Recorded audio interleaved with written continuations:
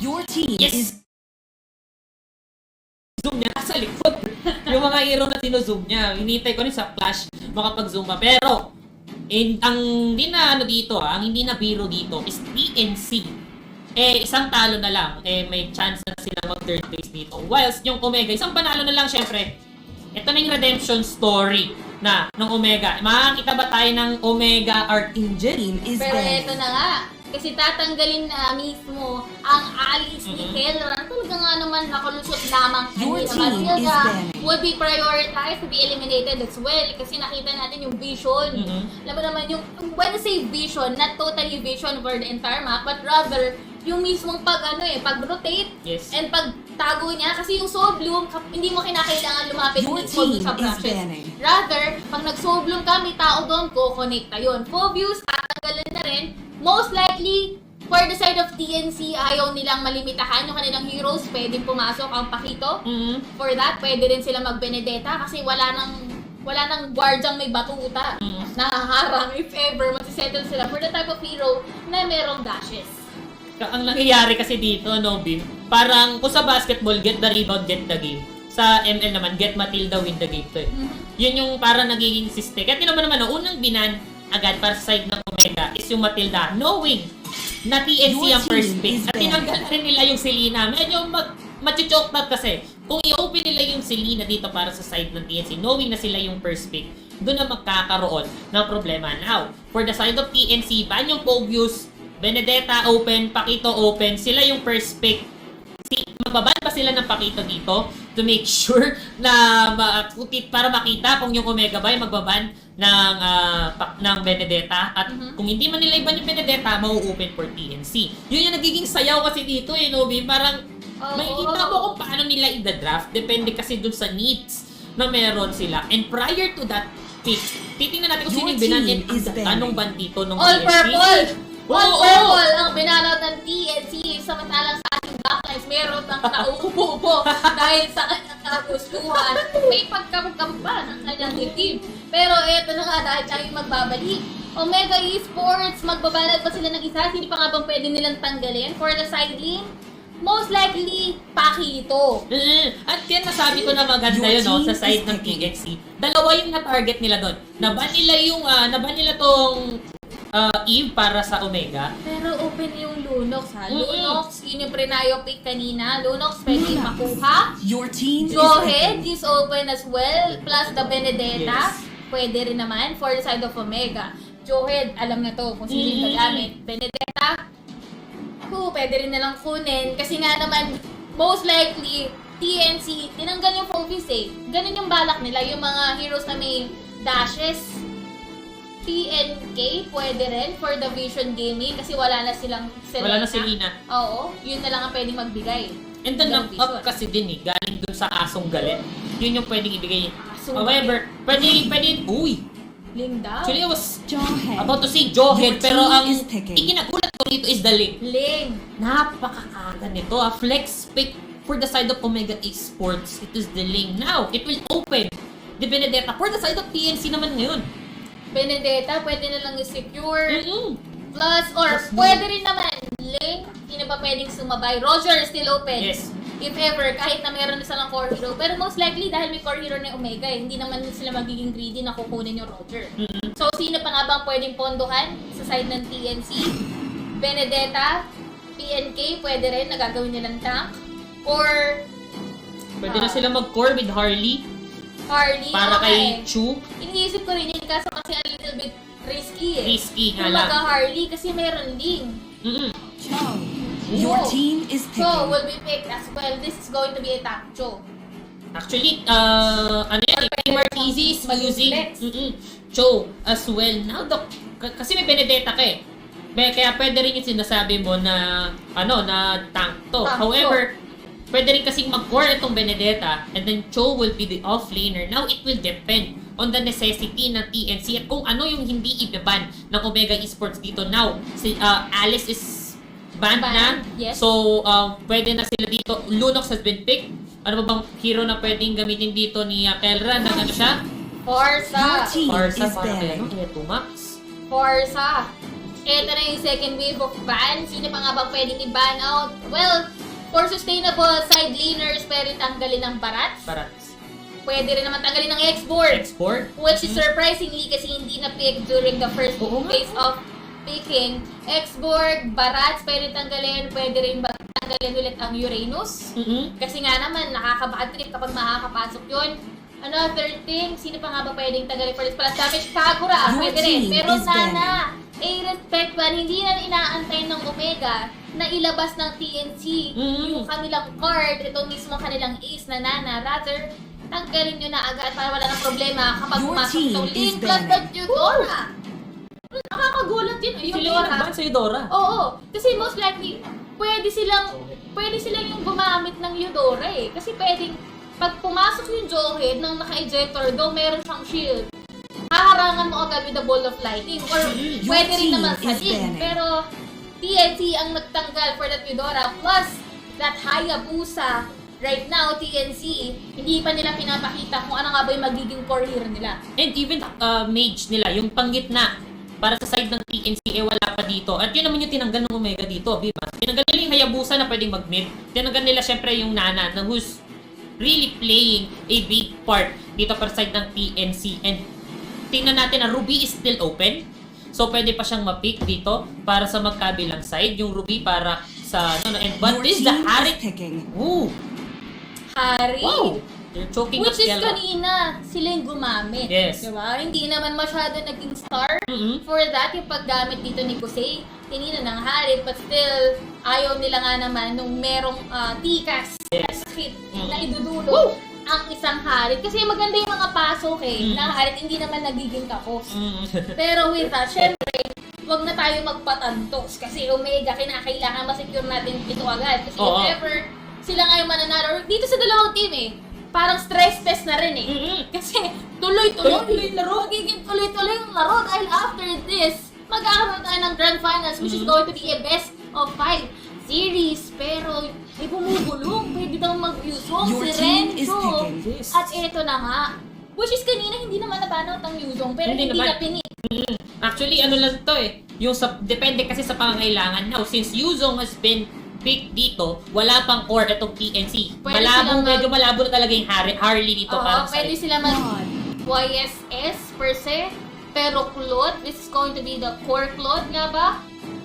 Or sino pa nga ba ang pwede nila i-pick for the side considering na itong Claude ang magiging mid? Claude Roger. Pwede ba? mag-mage burst damage pa sila. Pwede. pwede Kagura is sila open mag-Kagura? ha. Yes, yun na. Sabay pa tayo. Kagura is still open. Kagura! Okay, ng Kagura. Yun. Your Kagura! team is picking. Ay, hold you. Pero Bim, eto naman, for the side of Omega Esports, I was about to say na pwede nilang i-pick yung Claude para kay Kelra. Pero, alam natin na nagkakadya din etong si Kelra gamit yung kanyang static link of the 1,000 circle or Corriente. Oo nga naman. Yung kanya static info. Wala. Kuryente, smoke bomb. Yung smoke bomb of the 1,000 stingray.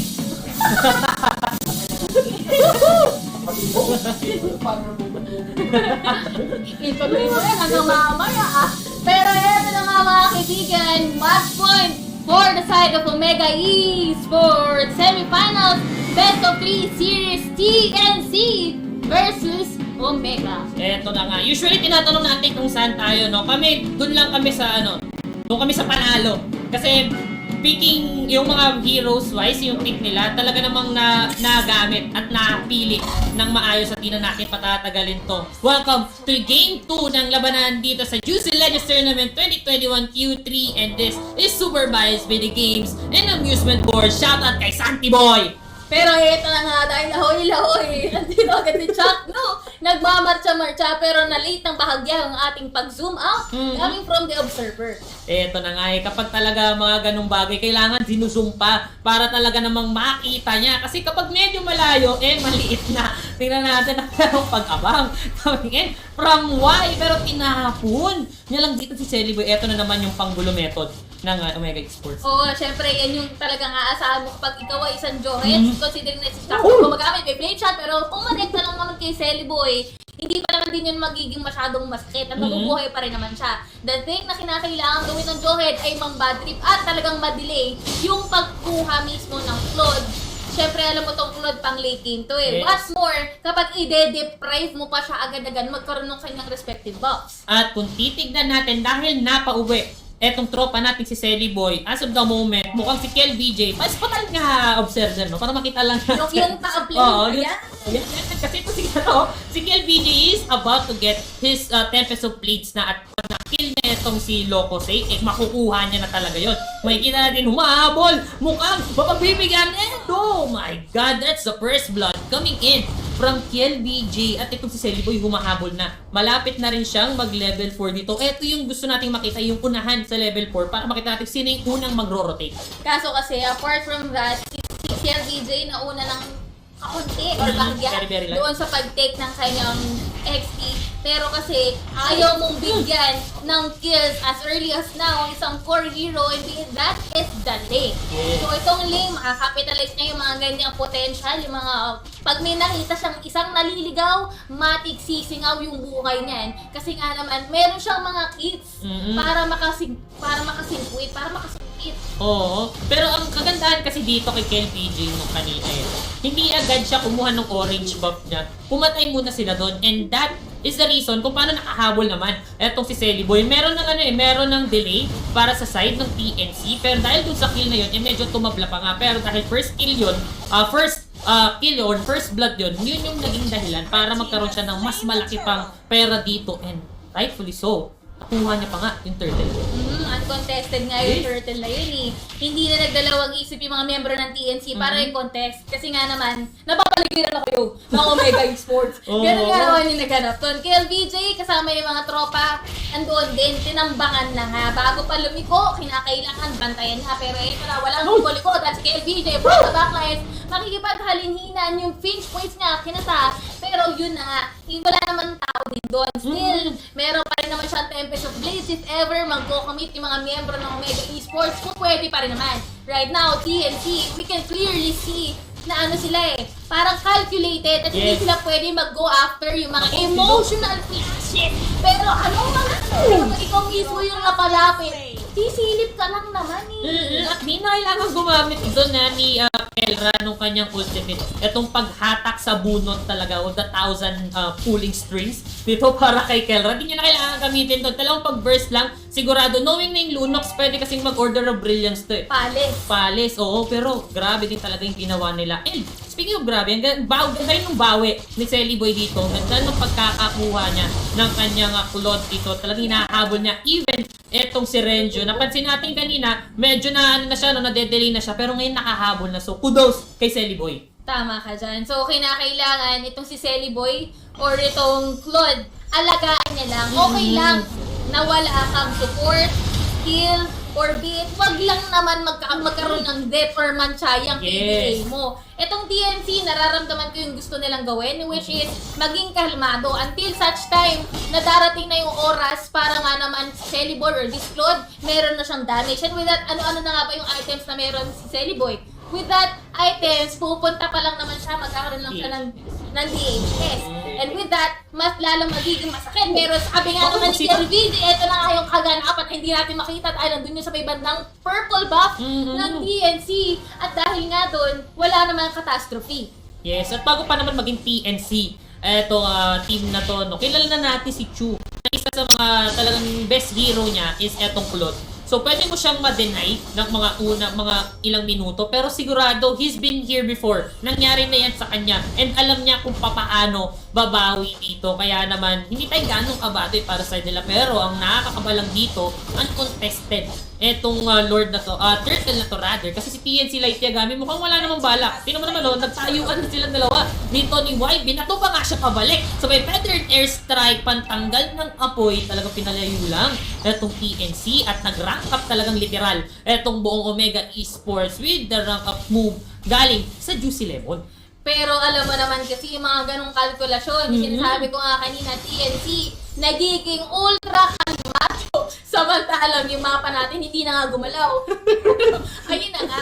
Sobrang kalmado. Even si Light Yagami, though meron siyang Way of the Dragon kanina, hindi niya kinocommit. Kasi pag makikita mo, tatlo yun nandun. Tatadyak ka si Etomax naka-ready lang. Alam mo si Etomax na nga na board Kahit walang tao, nag-feather airstrike siya. Yun na nga. And kung titignan natin, easy mid, yung isa sa mga importanteng hero dito para naman sa side ng TNC, kailangang maabot nung tayong kapatid. Etong si Etomax or else makakapag-deal ito ng damage, pero interestingly, sinipa ni Light Yagami etong si Y papasok doon sa kanilang turret para hindi na rin mahabol. So parang ginatid lang naman. Sabi niya, sayang kasi yung skill. Tsaka board siya, magtropa sila. Sabi, dito ka muna sa turret. Ay, Para ano. sabi niya, pupunta ka ba doon? Oh, Sabi niya, oo, kita. Pero ito na nga. Kasi, situation na naman ko kasi, pero what a nice dodge with that brilliance. Ang ganda naman, talagang brilliant.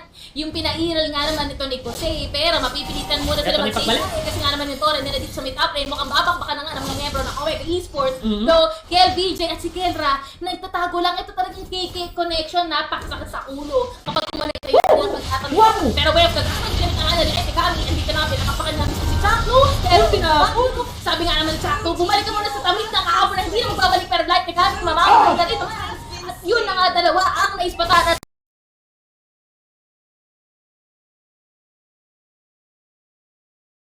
Pero on to the middle lane, wala pa rin namang clash na magaganap dyan. And that is going to be 2-3 in favor of Omega Esports. Grabe naman yung composure ni Kuya mo, Joget doon, na TikTok na flicker, tapos nakapag-jeet kundo na nasipa pat lahat, pero naipato niya pa pabalik. Grabe nga naman yung pinakita doon ni Kuya mo, Chakno, pero syempre, ganda rin naman na pinakita dito nung TNC, no? Nandun yung capacity naman nila to pick off yung hero. Just imagine kung hindi Johead yung kanya natamaan, siguradong pick off na yung mangyayari doon para sa side ng Omega Esports. So, kundo sa dalawang teams, ang ganda nung pinakikita nilang laban dito. Alam mo kasi, si Light Yagami, ang shot call na dyan, basta merong matadyakan, pwede na naman nila matirin. Ang kinakailangan na nilang tambakan, well, given yan eh. Given si Chaklo, ganun talaga yung kinakailangan Ayun nyo, na. which is for Ronda. Naku, At si ito Mi. naman dapat ang hindi ginagawa ng isang Agura, bumalik ka naman siya doon sa ating umbrella. Pero kasi binalikan, andun din naman si Gale GJ na nakaantabay niya. Sabi kasi dito yung dadaan sa may bangkene, sa may bangketa. Ito naman ang kami sa place, kakasa. Laban po ba? Naman sa kanya. Ayun, mapapagba si Chaklo, sabi kanina ka pa. Kanina ka pa masyado ka ng mainit, kapatid. And doon sa taas nakita natin na merong pag-pick off, and that is Kelra. Napiling ko yung nakahata etong si Lokose doon sa sequence na yun. And kung makikita natin, as of the moment, Kelra with 102 KDA. Nako, siguradong masakit na yung kanyang damage mamaya. And speaking of damage, just look at the sustain coming in from Renjo and Trimar City. Kanina pa naglalaban to. Actually, hanggang alauna magpupukpukan pa tong dalawa eh. Unless merong dumalaw sa kanila, pero dito sa gitna ha, Bim. Mukhang may magkakaamuyan at magkakabigan. Ito na naman! Boy, ang danagal kumanek! Ito na nga yung mga pag-hijack. Nagugustuhin mo talaga. That was a nice shot call coming from Light Yagami himself. And with that opportunity, kinakailangan na nila capitalize ito. Ito nga, Blazing Blue, kakasana ng teleport. Seven of Fleece from the Black Race. Pero look at the Black Dragon form. Kinamit na mismo ni Renzo, pero winawas-iwas lang naman niya ang mga member ng TNT. Naku, yung beast. Brilliance will be committed. Pero hahabulin din nila dito. Oh! Situation in a bad shape for him. And that will be 2-man down for the side of Omega Esports TNC. They are slowly getting their groove back to the TD.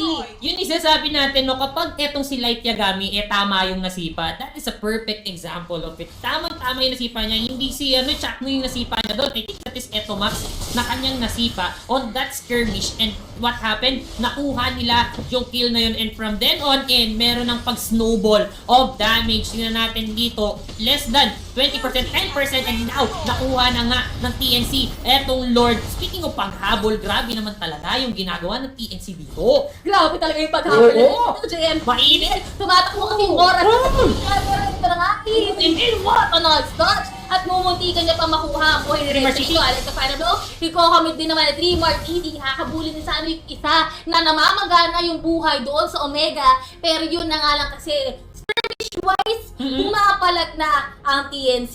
Even itong si Trimar City, minamartsahan niya na yung top lane. Yes. At talaga naman tinutulak niya na. I won't be surprised if magtutuloy-tuloy yung pag-push niya given na ito ay isang Benedetta. Pero si Light Light Yagami, Yagami, oh. together with that conceal, Ako, don't feel, don't let them know. Pero sabi ni Chakno, bumalik ka muna doon. Dito ka lang, kapatid. And look at Trimar City here. Siya yung pinakamalinis magtrabaho dito as of the moment. Kasi kung titignan natin, habang bumabasag etong Torre, dito sa baba. May pagsipa! Galing kay Light Yagami sa may Alecto Final Blow. Tingnan natin kung meron! At mukha ni Renzo, naging tostado mismo yung ukod nyo. May binato, may sinbunutan, naging masalasyon na nga. Ang buhay mismo ni Celiboy, hindi na siya nakapagbalik doon sa kanyang BMI. Kasi minsan may mga bagay na hindi mo na talaga mababalikan. Hindi na talaga mababalikan, lalo na kung ikaw yung natarakan doon sa sequence na yun, Renzo.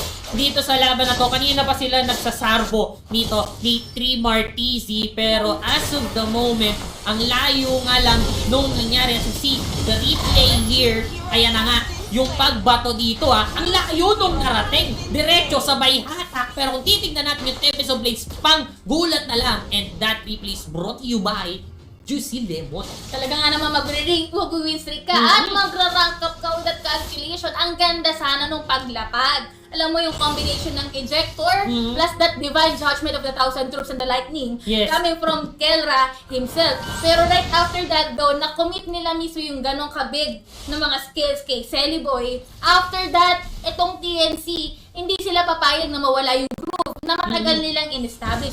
It is already 12 minutes into the game. Yes. Magkakaroon na tayo ng door in a matter of 99 seconds. Pero ano-ano nga ba yung mga items na na-invest na magkabilang panig? Ito na nga, yung mga items na nakuha na nila. Look at Lunox naman dito, pero bago yan, merong Feather Strike na magaganap dito na pop yung immortality, pero pa yung kapatid! Sakto! Doon! Sa tatlong katao! Tingnan natin kung may paghabol pa dito.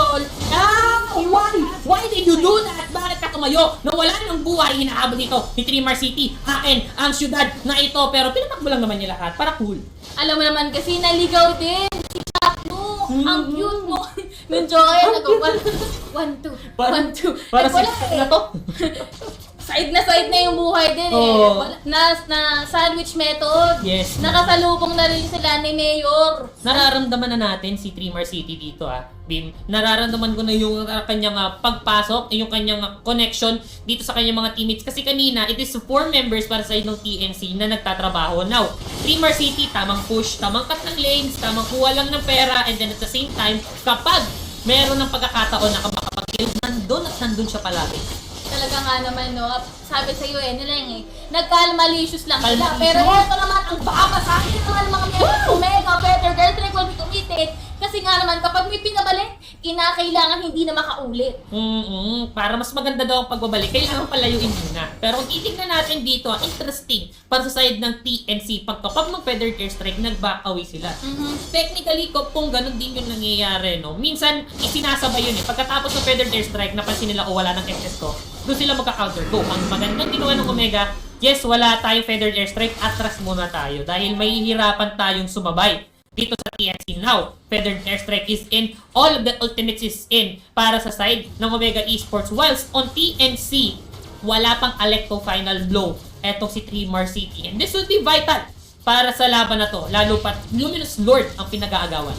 And with that, si Celiboy, sisimulan na nga pero look at that plane shot, hindi na makokonekta. Eto na nga, hello from the other side. Yung buod natin, gumagapang na. Enzo doing that, pero wala nang makakatatan. Saan buhay na buhay pa rin? Celiboy, At another one, nag-bite ko ka. Dahil may Tempest of Blades. Pinatala rin sa kanyang mga pera, double kill already. Nagwawala na mismo si Trimar TV. At eto pa, hinabol na natin si Barca na nakatumba. Pero eto pa, another one fall. And a double kill coming from Crusade away. We are the truth. Sabi nga naman ni Jose, LVJ ang natitira para sa Omega Esports. Pero sabi niya, magpo-push lang naman ako. And look at that, from 1 against 4 na nangyari dito para sa side ng Omega, he's converting it into a kill. Why? Bakit ka pumasok against LBJ? Tingnan mo naman yung ginawa niya dito. Apat yung nawala sa kanila, siya na lang yung natira. And he converted it into a turret and a kill. At ito pa ata yung isang mababasag nila. Wow, talking about composure dito para side ni LBJ in the whole Omega Esports. Alam mo naman kasi, the king yan kinakailangan lang yan mag-regain ng composure. Yes, that's given. The thing that we have to commend for this kill, no? Well, actually, ano na yun matic Oo. Kasi Lin ang maganda lang dun, hindi siya natakot knowing na nandun yung Cho na pwede siyang i-combo-combo. Kaso kasi pagtingin niya, si Light Yagami, wala naman siyang katabi. So pwede siyang matadyakan, pero kits-wise, pwede ba siya mag-pinch voice? Pwede niya i-defiant sword sa mukha. Pwede nga rin siya mag-proc ng Tempest of Rage para madelete lang mismo yung joke. And yun na nga yung kanyang ginawa at ito na yung pagkakataon para makita natin ano na nga ba ang naipundar ng mga team na to. It is Streamer City naman talaga na meron ng complete item dito with the War Axe, yung kanyang Bloodless Axe along with the Brute Force Breastplate, Athena Shield, and then yung kanyang Hunter Strike. Well, kung titignan natin doon sa kabila, it is Renjo na nagkukulang pa ng isang item para sa kanya. Kung titignan naman natin, it is Kelra na talagang magdadala ng matinding sakit dito. Meron na siyang Calamity Reaper, Shadow Twin Blades of the Shingen ng Yasha. Meron na rin siyang Genius 1 dito at meron pa siyang Kryptonite. Oo, meron siyang Holy Crystal. Talagang mage build. Yung Mage build. mismong ring pa lang, Ring of Yes. Order, na meron si Kelra, hindi mo na talaga kinakain, or hindi mo na matatangke. Kung ganong kalaki yung AoE with that first skill alone, di ba na meron dito para sa side ng Omega Esports or that Kaja alone, Yes. masakit eh. Tapos yung pag-gank potential, yung pagsabunot ng Divine Judgment, yung pag-surprise attack dahil meron siya ng Shadow Twin Blade, hindi mo gugustuhin.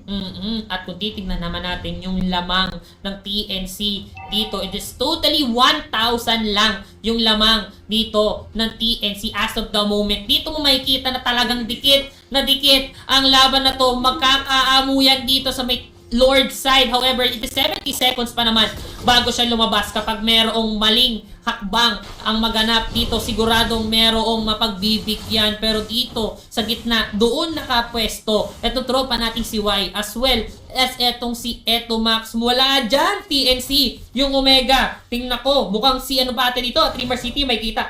Pero parang ano eh, nagkakaamuyan lang JMTV, hindi naman nila itutuloy. Ang Ayaw. maganda dito, though nakapwesto yung TNC doon sa top lane at Oo. walang tao, maganda pa rin naman yun para sa side ng TNC. Why?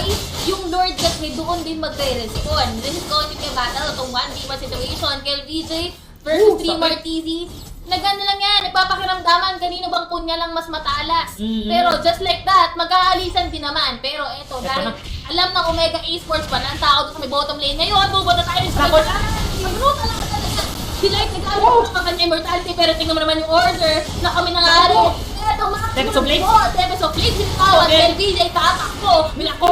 Pero, Range ko. no Sa NP. way! Talaga naman magbababay na rin siya si Renjo. Naku, Naproc na rin ang kanyang bandage, pero still, not enough para depensahan ang kanyang sarili at dalawa ang napitas para sa side mismo ng Omega Esports at hindi pa doon nagtatapos si Streamer TC. Papasukin na kasi. Oh, what's up? Mapapatumba, pinabalik sa tamis ng kahapon. Di magbabalik si Light. Agad.